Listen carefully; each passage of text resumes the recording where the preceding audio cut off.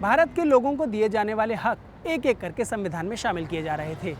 इनमें आरक्षण जैसे बेहद अहम मुद्दे भी शामिल थे। भारत के संविधान निर्माताओं ने दुनिया के तमाम देशों के संविधानों को गौर से पढ़ा और उनमें से ऐसे प्रावधान चुने जो बेहद अहम तो थे, लेकिन भारत में लागू भी किए जा सकते थे। भारत का संविधान बनने से पहले दुनिया के पहले लिखित संविधान को 150 साल हो चुके थे। अंबेडकर और उनकी टीम ने खास तौर पर कई संविधान की खासियतें भारत के लिए उधार ली। यूनाइटेड किंगडम से राष्ट्रपति की जिम्मेदारियां, प्रधानमंत्री का पद, मंत्रिमंडल, संसदीय व्यवस्था, संसद के 2 सदन, निचले सदन को ज्यादा ताकत, मंत्रियों का निचले सदन के लिए जिम्मेदारी और लोकसभा अध्यक्ष लिया गया। अमेरिका से लिखे संविधान का विचार, राष्ट्र प्रमुख के तौर पर राष्ट्रपति का पद, राष्ट्रपति का सभी सेनाओं का मुखिया होना, राज्यसभा अध्यक्ष के तौर पर उपराष्ट्रपति, मौलिक अधिकार, सुप्रीम कोर्ट, राज्यों का विचार, स्वतंत्र न्यायिक व्यवस्था, सुप्रीम कोर्ट और हाई कोर्ट के जजों को हटाने का तरीका और संविधान की प्रस्तावना। सोवियत संघ से मौलिक कर्तव्य और पंचवर्षीय योजना, ऑस्ट्रेलिया के संविधान से संघ और राज्यों के रिश्तों की भूमिका, संविधान की प्रस्तावना की भाषा, व्यापार और कारोबार से जुड़ी बातें, जापान से सुप्रीम कोर्ट को चलाने के नियम लिए गए, कनाडा से ताकतवर केंद्र का विचार, साथ ही केंद्र और राज्यों के रिश्तों के बारे में भी लिया गया। जर्मनी के बीमार संविधान से आपातकाल में नागरिकों के अधिकार रद्द होने की बात, आयरलैंड से नीति निर्देशक तत्व, राष्ट्रपति के चुनाव का तरीका और राज्यसभा सदस्यों के नामांकन का तरीका लिया गया।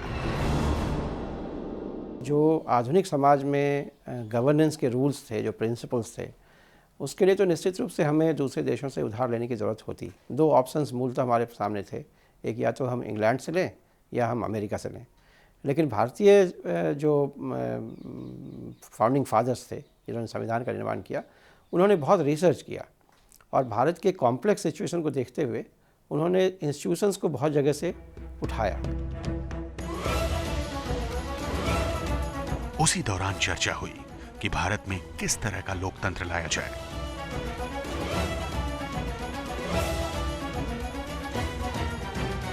क्या अमेरिका की तरह ऐसी सरकार बनाई जाए जिसका मुखिया राष्ट्रपति हो, या फिर यहां संसदीय प्रणाली लागू की जाए? कुछ सदस्यों का मानना था कि भारत में भी अमेरिका की तरह राष्ट्रपति प्रणाली होनी चाहिए, लेकिन 4 नवंबर 1948 को हुई बहस में डॉक्टर अंबेडकर ने अपना रुख साफ किया। अंबेडकर ने संविधान सभा को कहा, अमेरिकी राष्ट्रपति कार्यकारी मुखिया होता है, प्रशासन उसी के नीचे होता है। अमेरिकी प्रशासन कार्यकारी और विधायिका के बीच बटा होता है और राष्ट्रपति या उसके सचिव कांग्रेस के सदस्य नहीं हो सकते। इसके उलट प्रस्तावित संविधान ड्राफ्ट में राष्ट्रपति की भूमिका वैसी ही है जैसी ब्रिटिश संविधान में राजा की होती है। वो राष्ट्र का मुखिया तो होगा, लेकिन कार्यकारी का नहीं। वो राष्ट्र का प्रतिनिधित्व तो करेगा, लेकिन राज नहीं करेगा। वो राष्ट्र का प्रतीक तो बनेगा, प्रशासन में उसकी जगह सिर्फ औपचारिक होगी। अमेरिकी संविधान में राष्ट्रपति के अंतर्गत अलग अलग विभागों के लिए सचिव होते हैं। वैसे ही भारत में राष्ट्रपति के अंतर्गत अलग अलग विभागों के लिए मंत्री होंगे। लेकिन अमेरिका का राष्ट्रपति अपने सचिवों की सलाह मानने को बाध्य नहीं है, जबकि भारत का राष्ट्रपति मंत्रियों की सलाह मानने के लिए बाध्य होगा।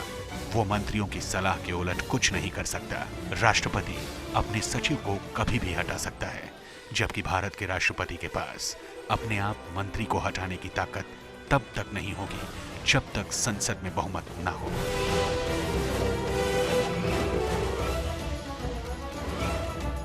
कई नेताओं का मानना था कि भारत जैसे विविधताओं वाले देश में एक शख्स के हाथ में सारी ताकत देना सही नहीं होगा।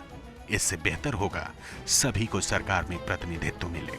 इसके अलावा संसदीय प्रणाली के बारे में भी ये तर्क दिया गया कि भारतीय अधिकारी ब्रिटिश प्रणाली को बेहतर समझते हैं, इसलिए इसे अपनाना ही बेहतर होगा। आखिरकार तमाम दलीलों के बीच संविधान में इस बात को मंजूरी दी गई कि भारत में संसदीय प्रणाली को ही माना जाएगा, जिसके मुखिया प्रधानमंत्री होंगे। प्रधानमंत्री कैबिनेट के मुखिया भी होंगे, यानी ब्रिटेन की तर्ज पर भारतीय संसद का गठन होना तय हो गया।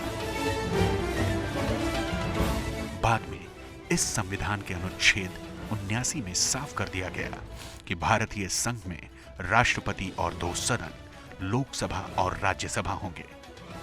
लोकसभा में अपने प्रतिनिधि भेजने का हक सीधे जनता को दिया गया, यानी भारत में जनप्रतिनिधियों को संसद में भेजने का रास्ता तय हो गया। ये जनप्रतिनिधि ही कानून और नीतियां बनाएंगे। सीधे शब्दों में लोकसभा में जाने का रास्ता चुनाव के जरिए तय कर दिया गया।